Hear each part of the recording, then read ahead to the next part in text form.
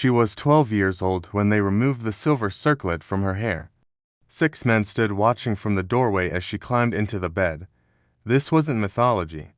This wasn't folklore passed down through generations of embellishment and romantic reimagining. This was documented Viking marriage law, preserved in the cold legal codes of medieval Scandinavia. And what nobody tells you, what gets conveniently edited out of every television drama and historical romance novel, is what happened when that young girl became a peace pledge between warring families. You think you know the Vikings. You've seen the raids, the longships cutting through fog-shrouded waters, the warriors drinking in Valhalla. But marriage in the Norse world was a business contract written in silver and sealed with bodies. And when powerful families needed to end a blood feud that had already claimed fathers and brothers and sons, they sent a daughter. The sagas called them peace weavers. The reality was so much colder than that gentle name suggests. Let me take you to Dublin in the year 841. The longships are no longer temporary visitors. They've been pulled onto the shore at Blackpool, where the Liffey meets the Pottle, and the settlement is transforming into something permanent, something that will become an economic powerhouse built on a foundation most historians whispered about for decades. At its center sits the slave market. Archaeological excavations at Wood Quay in 1874 recovered iron collars. Then again in 1962, more collars. 6 total from Dublin, more from Birka in Sweden. 6 from Hedeby in Denmark. These concentrations cluster near harbors, and these weren't restraints for livestock. The Annals of Ulster, compiled from earlier 9th century sources, record the year 821 with brutal clarity. Houses were plundered by the heathens, and they carried off a great number of women into captivity. Not a raid for gold, a raid for women. The numbers reveal why this mattered so profoundly. Research published in Slavery and Abolition in April 2019 by Ben Raffield at Uppsala University synthesized decades of excavation data and reached a disturbing conclusion. Approximately 10% of Viking Age Scandinavia's population were enslaved. This wasn't fringe behavior. This was systemic. In 977, Ibn Hakel, writing from first-hand observation, documented Viking slave routes spanning from Spain to Egypt across the Mediterranean. These weren't isolated transactions between desperate men. This was an intercontinental trade network with standardized pricing, supply chains, and distribution centers. And women weren't just labor. They were marriage material for men who couldn't afford the bride price for a freeborn Norse woman. The bride price had inflated so catastrophically high during the Viking Age that some scholars argue it became a primary motivation for raiding itself. The Icelandic legal code Gragas sets the minimum bride price at 8 ounces of silver in Iceland, 12 in Norway. But minimums weren't what wealthy families actually paid. We're talking about land, cattle, possibly even armed warriors as part of the negotiation. Using economic calculations published in December 2017, 8 ounces of silver in the year 1000 had the purchasing power of 4 cows or 24 sheep. In modern terms, that's roughly $5,000 minimum, and thus to begin negotiations. For powerful families seeking advantageous alliances, multiply that figure by 10. And here's what makes your stomach turn. Girls married between 12 and 15 years old. By age 20, virtually every woman in Norse society was married. 12 years old. Let that reality settle into your bones before we continue. The Gunnlaugs saga tells of Helga, married at 13 to a man she despised. The saga states plainly that she and her husband never again enjoyed intimacy after the wedding night.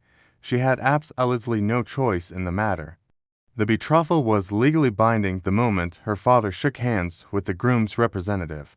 That handshake finalized everything, but we haven't even reached the truly disturbing part yet. We haven't discussed what happened when that young bride wasn't just joining a family for wealth or alliance. We haven't explored what occurred when she became a peace bride, a human treaty sent to live among her family's sworn enemies, the men who had killed her uncles and cousins, expected to bear children who would carry the blood of both warring clans. That's where this story becomes something darker than you've imagined. Marriage had the distinct stages in Viking society, and understanding this reveals the mechanical coldness of the entire arrangement. First came the betrothal, called festarmal, which was the actual contract. Then came the wedding, bryllup, which translates literally as run home with the bride, but the betrothal mattered more legally. This was where families negotiated three separate payments: the munder, paid by the groom's family to the bride's family as compensation for losing her labor; the dowry, contributed by the bride's family, which legally remained hers even in marriage; and the mourning gift, paid by the groom after consummation, typically worth 1/3 of the dowry's value. These weren't symbolic gestures. The law protected these payments with remarkable specificity. A woman could divorce and walk away with her dowry, her munder if the husband was at fault, and her mourning gift. She could own property independently, something women in medieval Christian Europe couldn't do until centuries later. But here's the terrible friction at the heart of everything. The law explicitly stated her consent wasn't required for the marriage itself. Yet now add the peace bride variable into this already disturbing equation. These marriages weren't about love or even wealth accumulation, they ended blood feuds. The bride was the living hostage who cemented the alliance between families that had been systematically destroying each other. And the sagas overflow with examples of exactly how this played out. In Chapter 5 of the Hansa Horse saga, a man named Tungnuad arranges his daughter's marriage specifically to secure support in an upcoming feud. The bride is the collateral. The woman moves into her former enemy's household. She bears children who carry both bloodlines coursing through their veins. If the peace fractures, she's trapped between her birth family and her husband's clan. The sagas show us what happened then: divorce, violence, sometimes death. If you value documented historical research that doesn't sanitize the past, that doesn't pretend our ancestors were somehow more noble or pure than they actually were, please subscribe. It's how we continue investigating the uncomfortable truths that textbooks tend to gloss over. Because this matters. Understanding what real people endured matters more than comforting mythology. Let's discuss the wedding itself, because this is where the documented practices become almost unbearable to contemplate. Weddings occurred on Fridays, Freya's day, goddess of marriage and fertility. Before the ceremony, the couple separated. The bride went to a bathhouse with her married female relatives. They stripped her of her kransen, the silver circlet that marked her as a virgin, which was then stored in a box for her future daughter. Her maiden clothes came off. She bathed first in hot water to symbolically wash away maidenhood, then in cold water. This was ritual purification described in multiple saga sources. The older women taught her what to expect. Some instruction was practical: household management, weaving, food preparation. Some was about the wedding night. She was 12 to 15 years old. Many had never been intimate with anyone. The ceremony required witnesses for the financial exchange. Only after money changed hands could the religious ceremony begin. Animal sacrifice was common. The blood was collected in a temple bowl and sprinkled on the couple as blessings. After the ceremony came days of feasting. Everyone was required to drink enormous quantities of mead. The bridal ale was consumed from a shared cup between bride and groom. Then came the part that modern audiences struggle to process: the bedding ceremony. 6 witnesses minimum escorted the bride and groom to the bridal chamber. This is documented in Icelandic law.